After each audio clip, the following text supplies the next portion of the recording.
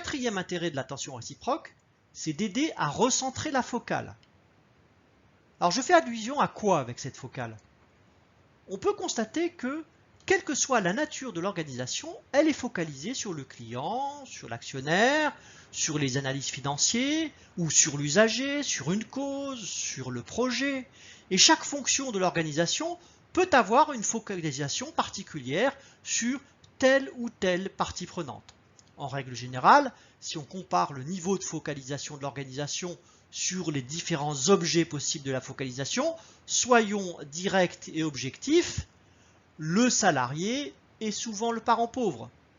Dans certaines organisations, il est tellement pauvre qu'on considère qu'il est facilement remplaçable et on le gère sous forme de variable d'ajustement. En gros, on appelle les individus d'ailleurs des ressources humaines. Avec l'attention réciproque, on va recentrer la focale, c'est-à-dire que tout en restant dans l'attention des clients, des usagers, du projet, de la cause, des actionnaires, on va résolument, explicitement donner de l'attention aux individus qui portent et servent le projet.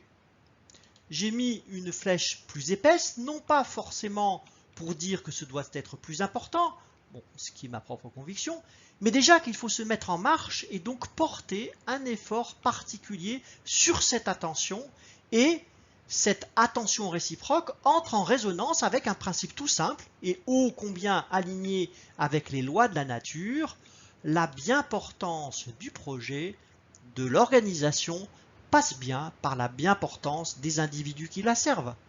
Et la bien-portance nécessite l'attention mutuelle.